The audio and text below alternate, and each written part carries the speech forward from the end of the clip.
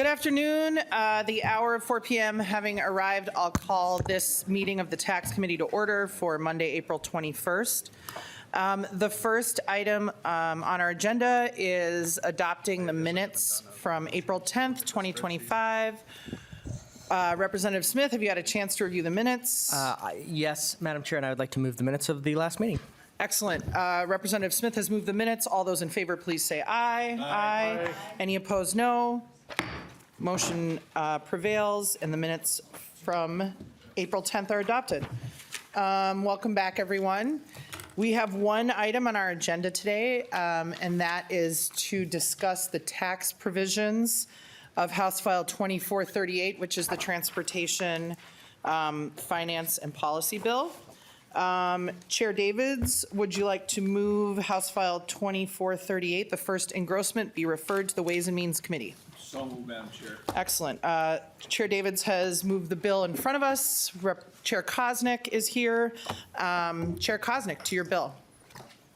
Thank you, Madam Chair. Thank you, committee members. This is the omnibus transportation bill, the couple of provisions dealing with taxes or surcharge.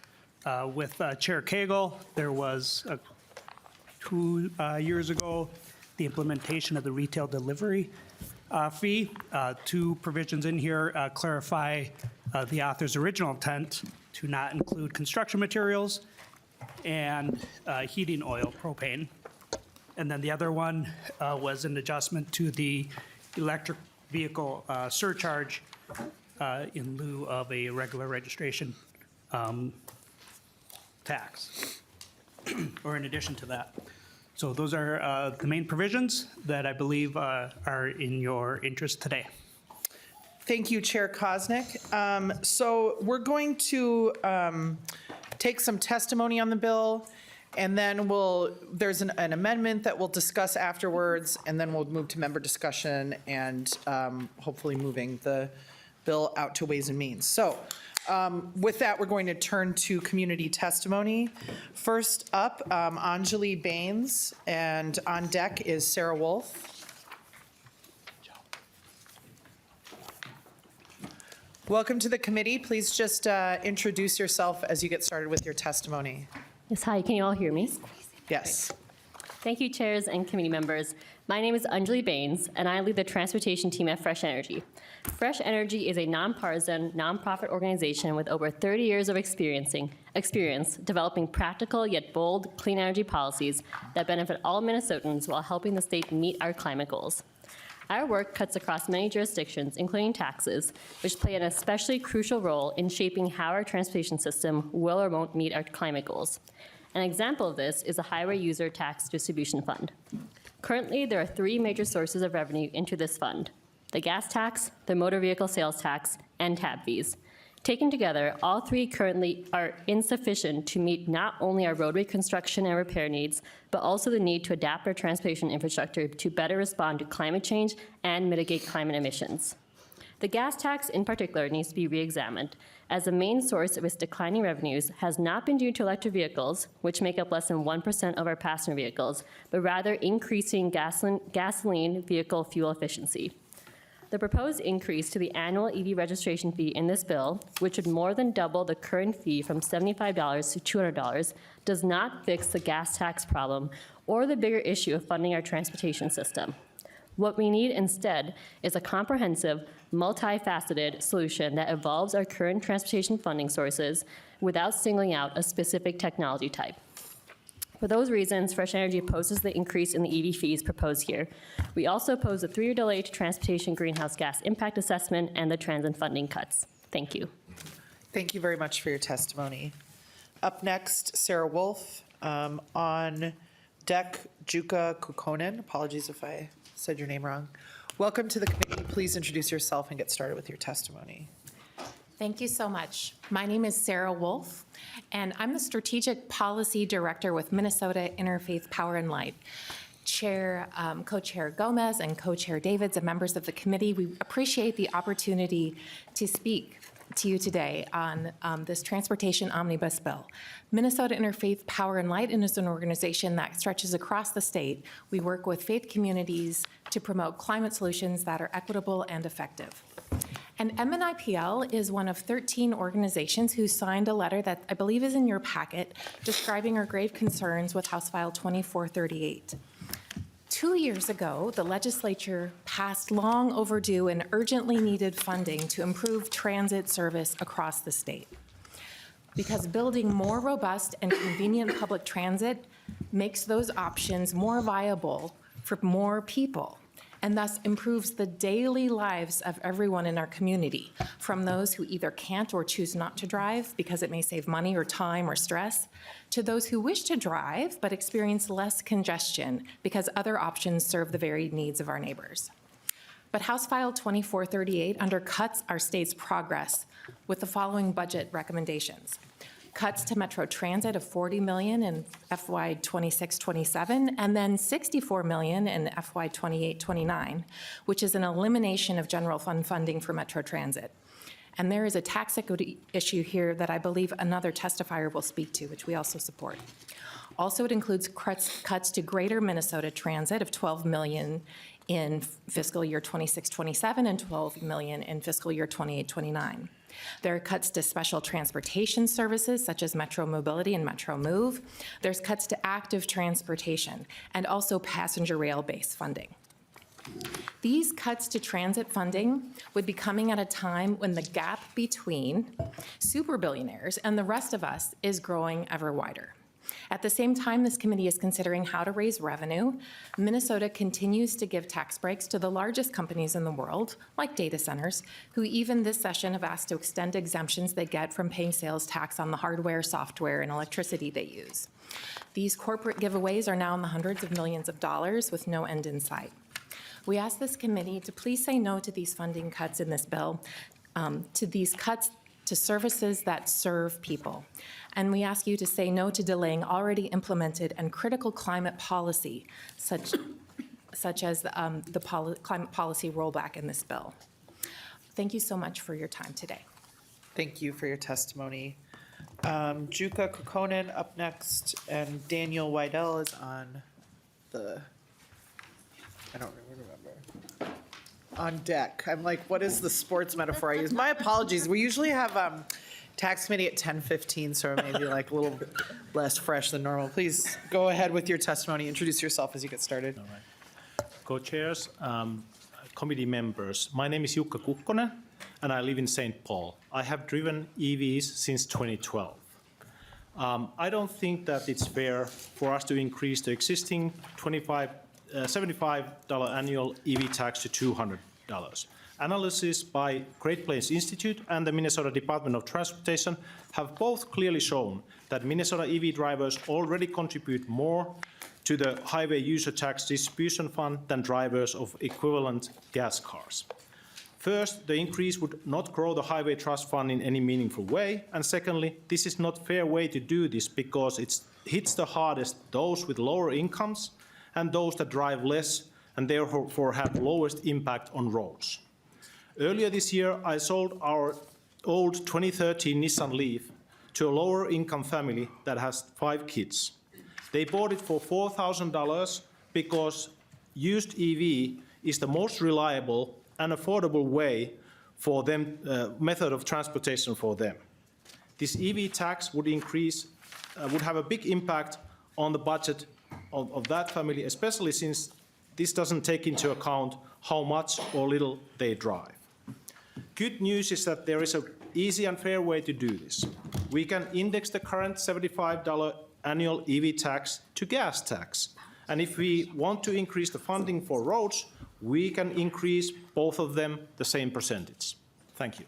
Thank you for your testimony. Daniel Weidel, and then Philip Adam is up next.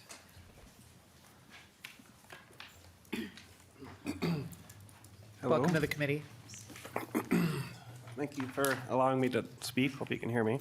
I'm not as elegant as the people before me, but I've just got a few things that I wrote down just as laws are considered. If you could just introduce yourself for the record as you get started, please. That would be good. My name is Dan Wydell. I live up in Deerwood, Minnesota, which is by the Brainerd Lakes area. We've got the new trails for a lot of the mountain biking up there, so I'm in that area. So, and EVs are kind of a new technology. You don't see that many of them out there. And the things I'm just going to talk about just kind of affect the perception of EVs. So does the initial and acute benefit of an increase in any taxes and fees on EVs truly increase prolonged revenue? If these laws and fees further promote reasons to not buy an EV down the road, we need to be more forward-thinking before establishing a precedent, so that it does not cause irreparable and irreversible harm to an entire industry still finding its own feet. Are the laws and fees that the state creates and implements mostly free from personal bias? Just because something is proposed in another state, and it does show to be bad for EV adoption in that state, we shouldn't look at that and just copy and paste it into our own laws. Some things that kind of are discussed is just like the weight of EVs. So I just kind of mentioned in my notes here that EVs are not heavier than other popular personal vehicles like large trucks, SUVs on that. They're not that much heavier, but when you compare these fees that are being applied to EVs, they seem more closely related to the charges being applied to 18-wheelers than personal automobiles. So that is all I've got to contribute, but I appreciate your time. Thank you. Thank you for your testimony. Philip Adam and then William Watkins on deck.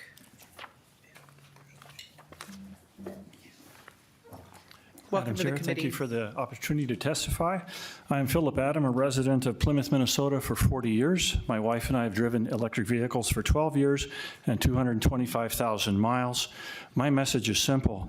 This proposed $200 registration tax for electric vehicles is fundamentally regressive. As legislators, you can direct policy favorable to EVs that significantly lower gas prices.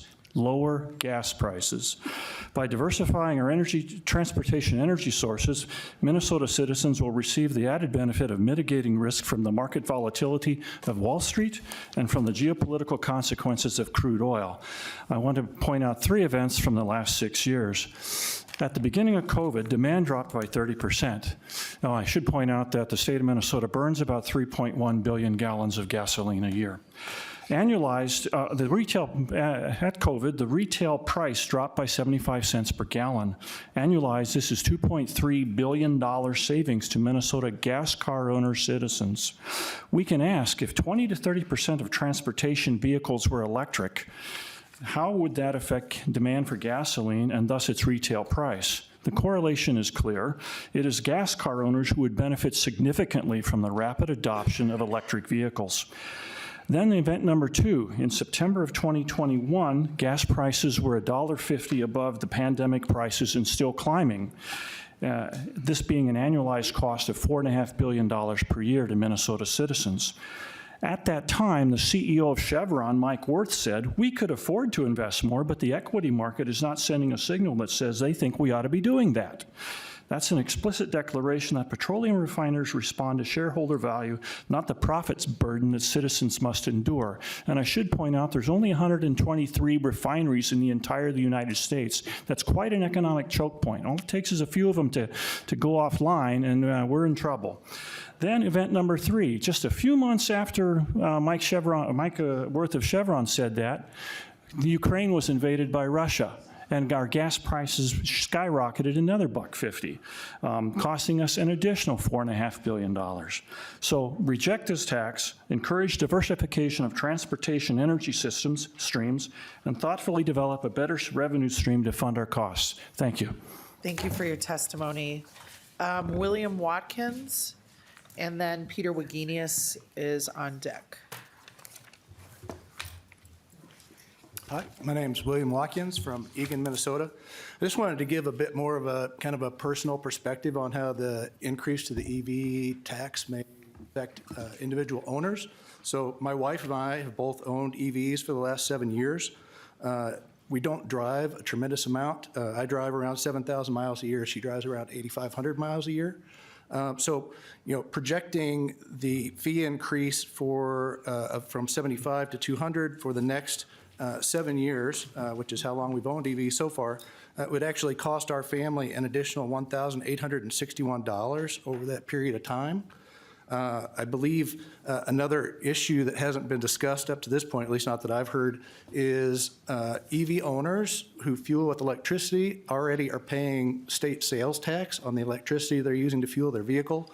I've got in my chart here, sorry, over the last 7 years for my vehicle, I've paid $167 of Minnesota state sales tax for that electricity, and my wife $218.21.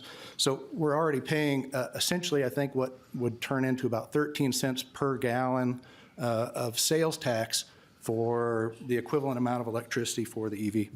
That's all I had to say. Thank you very much for your time. Thank you for your testimony. Peter Wagenius, and then Kathleen Schuler is up next. Welcome to the committee. Thank you, Madam Chair. I'm Peter Wagenius from Sierra Club. This bill is unfair to the metro area. First, tax equity. Since this bill would cut and then eliminate general fund support for Metro Transit, taxpayers are increasingly being told we need to pay for our own transit. By contrast, Greater Minnesota Transit gets the strong majority of its funding from the state's general fund. This was already an issue in 2023 when we approved the metro area sales tax, but an elimination of state general fund support was not part of the deal. Second, governance of revenue. The huge tax policy decision should have been paired with a conversation about governance. While Greater Minnesota Transit Systems get the majority of their revenue from the general fund, they nonetheless have local control over how those dollars are spent. And for Metro taxpayers, it is the opposite. Governance of tax revenue from Metro taxpayers is bizarre, not just by national standards, but also bizarre by comparison here in Minnesota. A few minutes ago, I emailed you all a summary of who is responsible for investing revenue for transit in Duluth, Rochester, St. Cloud, Winona, Mankato, and Moorhead. In all those regions, decision makers are accountable only to local voters, as it should be, but that doesn't apply in the metro area. If I were to say that we metro voters should have an equal say over how Rochester, Duluth, or any other region manages their transit dollars, those regions would understandably object. For that matter, if there was a bill that gave me or Hennepin County voters an equal say over management of county road dollars in Todd, Nicollet, Sibley, or St. Louis counties, if I said that, you would say that's none of your business, Minneapolis man. We control our decisions over our dollars, even if those dollars originate from the state. So it's not just that this bill rolls back needed climate action, including the greenhouse gas VMT targets. This bill reneges on the 2023 law in multiple ways and makes inequities in authority over transit revenue much worse. And how much did we talk about this topic in the Transportation Committee? Not at all. This bill is not ready for prime time. We would have been much better off with a lights-on bill which just kept MnDOT and Met Council running. Please vote no. Thank you for your testimony. Kathleen Schuler.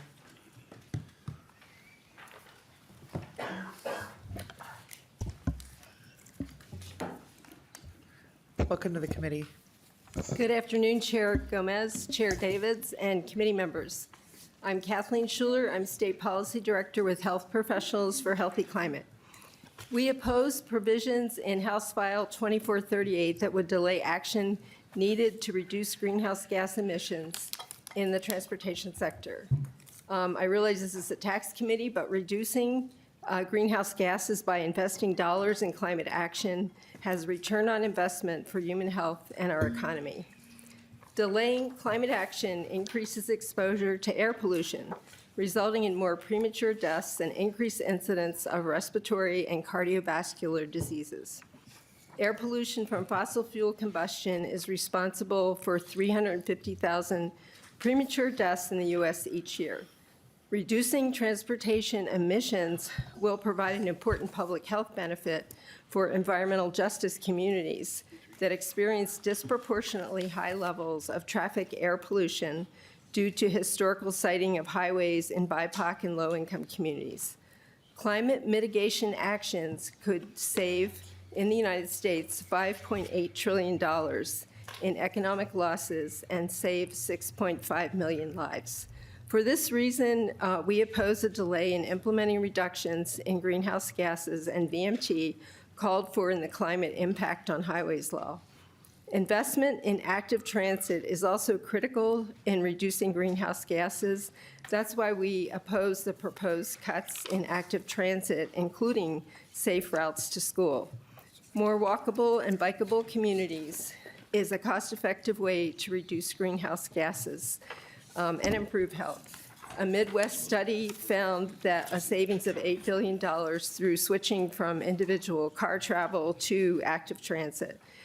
We also oppose the increase in electric vehicle surcharge from $75 to $200. This higher fee places an additional cost burden on lower to middle income EV purchasers at a time when we need even stronger incentives to encourage vehicle electrification. Thank you for the opportunity to testify. Thank you for your testimony. That reaches the end of the list that I had. Is there anyone else present who wishes to testify on House File 2438? All right, not seeing any. Representative Freiberg, there's an A20 amendment. Did you want to move your amendment? Sure, I will move the A20 amendment. Excellent. Do you want to just describe it for members? Sure, thank you, Madam Chair. And thank you for bringing the bill forward, Chair Koznick. Hopefully this will be considered friendly. The amendment retains the bridge funding that's in the bill, but changes the funding source to the Met Council's Active Transportation Fund. That fund is dedicated to bicycle and pedestrian projects in the region, and there is ample resources available in the fund. The Washington Avenue Bridge is the most used bike and pedestrian infrastructure in the entire state, and it's a regional asset that serves the state of Minnesota. Of course, the bridge connects the University of Minnesota campuses, which is a statewide entity. So it's appropriate for this project to be paid out of a regional fund rather than having the cost borne exclusively by Hennepin County taxpayers. And moreover, the bill, I don't think I've ever seen this done before, but the bill as written would send locally raised sales tax revenue that Hennepin County uses to build transit to the U of M for the project. And, correct me if I'm wrong, but it would be unprecedented for the state to reach into locally raised taxes to fund a project of regional or statewide significance. The legislature generally doesn't force other local governments seeking state help for a project to fund it themselves. So I hope members will support this common sense amendment, and I'll leave it at that. Thank you, Representative Freiberg. Chair Koznick. Thank you, Madam Chair. Representative Freiberg. It's one of the smaller, but apparently more smaller topic in the transportation bill, but apparently people want to speak about it a lot, so it's gotten a little bit more attention.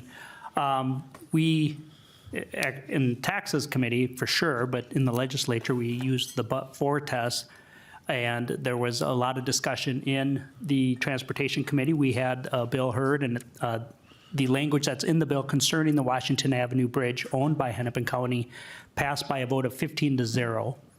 And so just on that standpoint, I will ask members to not support your amendment today.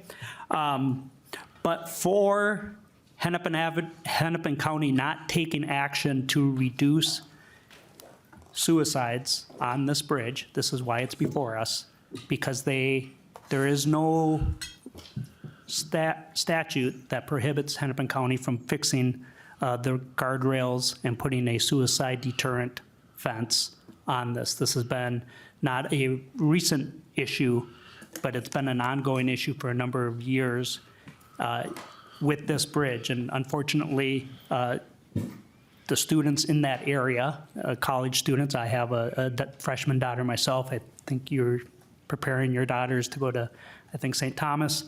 But we know that it's a very stressful time for students. There's a lot of pressure put on them, and unfortunately, suicide idolization occurs, and the University of Minnesota and Hennepin County have recognized this longstanding issue, and because of but for Hennepin County's actions, it is now in front of the legislature because constituents are demanding some kind of action. It is not unprecedented, members. It is not unprecedented for the legislature to intervene when there is inaction at a local unit of government. It has happened before. It will happen again, as I'm told. So what the language that's in the bill, as I said, is supported 15-0 by the Transportation Committee, who's had a considerable amount of testimony on this. The Senate has testimony on this, and I would prefer to continue the discussion in conference committee. Chair Gomez and I spoke about this amendment briefly.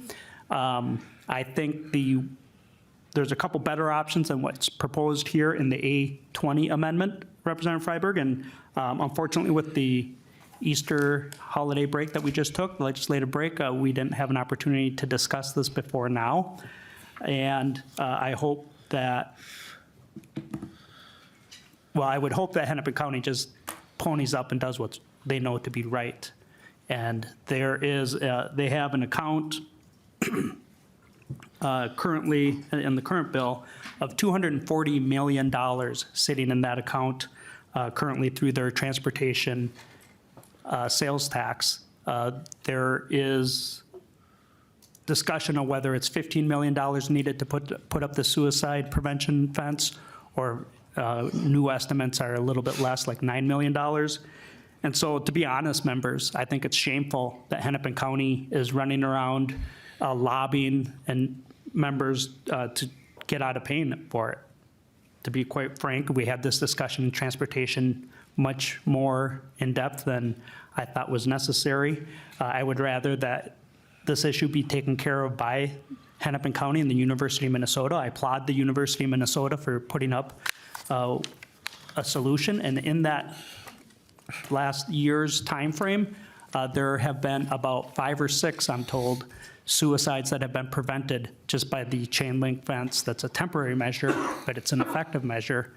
And so I'm not sure how much longer Hennepin County wants to try to go with the bonding bill and roll the dice with people's lives. With the Chair Koznick? Koznick, Yes.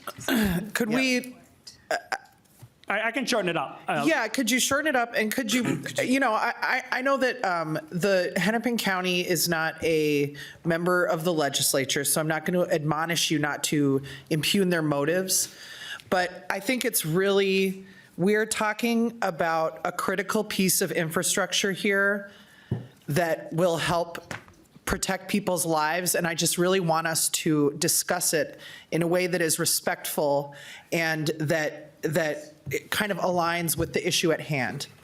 And so I would ask you, please, in my committee, to not characterize the county and their elected officials' action in the derisive way that you've done so far. So Chair Koznick, please continue. Fair enough, Madam Chair. We did, like I said, have this discussion in Transportation Committee. Hennepin County has the resources to pay for this. The University of Minnesota has been in negotiations with them. And I will hold with the committee's point of 15-0 and the language that's in the bill as it stands. There is plenty of money for Hennepin County in the way the bill is written. There was a previous amendment that was at markup that it probably is a better way to do it. And so I would encourage members to not support the amendment today. I appreciate the discussion, but I hope that in conference committee, we will iron this out. Representative Freiberg. Thank you, Madam Chair, and I appreciate your remarks there. I was frankly offended by some of Chair Koznick's remarks. There is a huge issue with this bridge, and it's unreasonable and offensive to suggest that the county hasn't taken this seriously. They've been trying to get funding for this for years. Last year it was a bonding request, and I just think it's improper to suggest people don't think this is a serious issue. And you mentioned the Senate, has language to address that. Funny thing is, the Senate is the language in the amendment here. I think we should be able to have a reasonable discussion about a funding source without impugning the motives of either anybody here or anybody not here who's not able to defend themselves. This amendment would fund this project because we recognize it as a serious issue. We can have a discussion about the source of the funding without questioning people's motives. So the Senate prefers the language in the amendment, and it's on a bipartisan basis, I should add as well. So with that, I'd like to request a roll call, Madam Chair. Roll call having been requested on the 820, there will be a roll call. Representative, is there further discussion before we go to Representative Koznick for additional comments? Not seeing any. Chair Koznick. Thank you, Madam Chair, and respectfully, Representative Freiberg, I still curious why this is, has certain members, Are you suggesting something? no, I'm Just a finishing my hey, sentence. if we could please go through the chair. No. Chair Koznick, if you have any further comments to add on this, please do so at this time. Well, I would remind members that the way the bill is written, the bridge fixes are paid for. There is a pool of money of currently $240 million, and the way the bill is written, it requests up to $15 million to fix the bridge. It is paid for in the current manner that the bill is written. There is no need for a fix or a change. So I request a no vote. Ms. Sabraha will take the roll. Chair votes aye. Chair Gomez, aye. Chair Davids? No. Chair Davids, no. Vice Chair Norris? Oh, Norris is excused. Sorry. Norris is excused. Vice Chair Joy? No. Vice Chair Joy, no. Representative Anderson? No. Anderson, no. Representative Elkins? Aye. Representative Elkins, aye. Representative Freiberg? Yes. Representative Freiberg, aye. Representative Hansen? Aye. Representative Hansen, aye. Representative Harder? No. Representative Harder, no. Representative Herr? Aye. Representative Herr, aye. Representative Hewitt? Aye. Representative Hewitt, aye. Representative Johnson? No. Representative Johnson, no. Representative Kozlowski? Aye. Representative Kozlowski, aye. Representative Lee? Aye. Representative Lee, aye. Representative Roach? No. Representative Noach, nay. Representative Robbins? No. Representative Robbins, no. Representative Schwartz? No. Representative Schwartz, no. Representative Smith? Yes. Representative Smith, aye. Representative Stevenson? Yes. Representative Stevenson, aye. Representative Swedzinski? No. Representative Swedzinski, no. Representative Warwas? No. Representative Warwas, no. Representative Weiner? No. Representative Weiner, no. Representative Whitty? No. Representative Whitty, no. Representative Joachim? Yes. Representative Joachim, yes. Madam Chair, there are 11 ayes and 12 nays. There being 11 ayes, 12 nays, 1 excused, the motion does not prevail, and the 820 amendment is not adopted. Moving on now to discussion on House File 2438, the first engrossment. Representative Freiberg. Thank you, Madam Chair. This is the Tax Committee, so I won't talk extensively on the provisions unrelated to tax. But I will say that in addition to the funding source issue I mentioned earlier, the bill includes a 3-year delay in the requirement that the Department of Transportation adhere to both greenhouse gas emissions and vehicle miles traveled reduction targets. We heard a bit of testimony about that.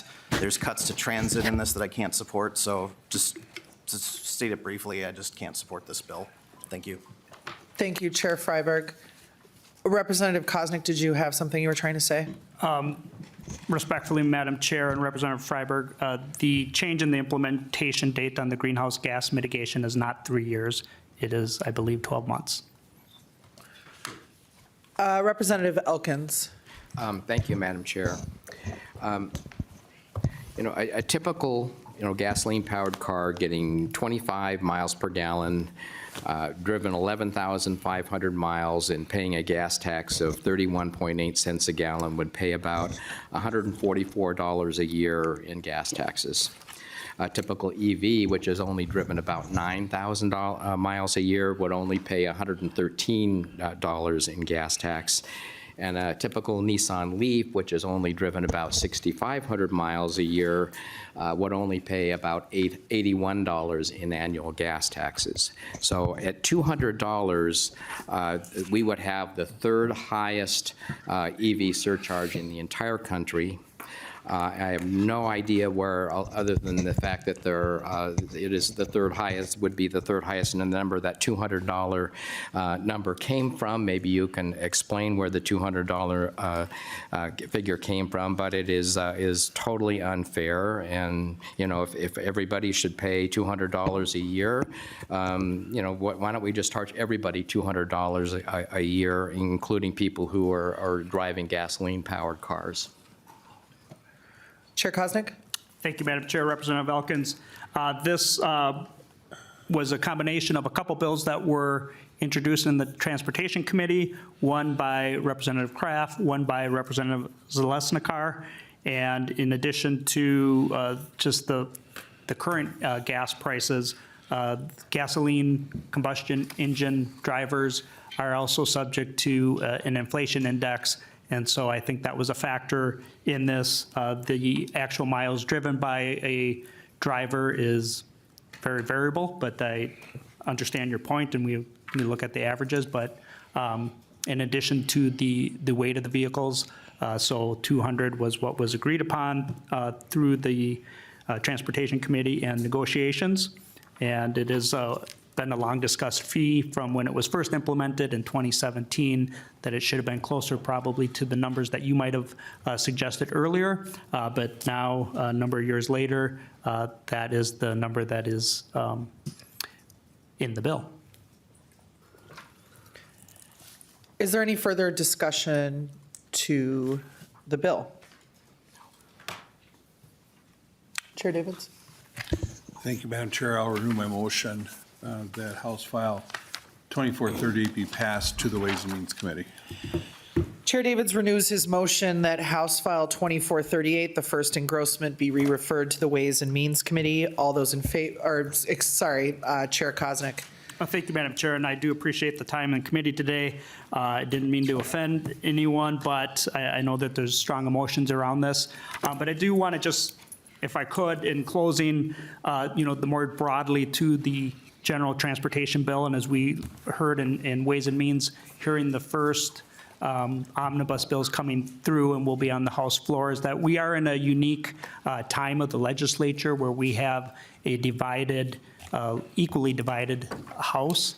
And so the bills will have things that members like and things that members don't like.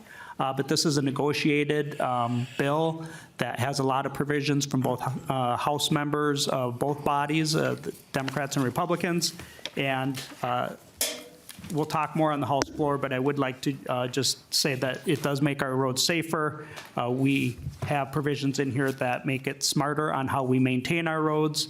And also, some of the new surcharges go to a greenhouse gas mitigation account, and other provisions in the bill that make our transportation system more sustainable. And so we, Chair Cagle and I, negotiated this bill with a few other members, and it has passed the Transportation Committee. This is a balanced transportation bill, but I do recognize there's certain provisions in there that cause members heartburn, but that's how the new reality is of this year's legislation. And with that in mind, I appreciate member support and stand for any questions today or after. Thank you, Madam Chair. With that, Chair Davids renews his motion that House File 2438, the first engrossment, be re-referred to the Ways and Means Committee. All those in favor, please say aye. Aye. All those opposed, nay. No. The motion carries. House File 2438, the first engrossment, is re-referred to the Ways and Means Committee.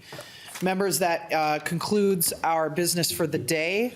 Our next hearing of taxes is scheduled for Wednesday, April 23rd, I believe at 8:15. Chair Davids? Chair Davids, why would you possibly want to see us at 8:15 on Wednesday? I better be good. I think that Wednesday meeting depends on what happens to the education bill. If we get it, if we don't get it, then we have no other bills before it, right? Chair Joachim is shaking her head, but we believe in you. So we'll see. Call of the chair, let's say, for I think she can do it. Wednesday. All right. Excellent. So thank you, Mr. Chair. And so watch your emails. We'll be in touch with that. We are adjourned.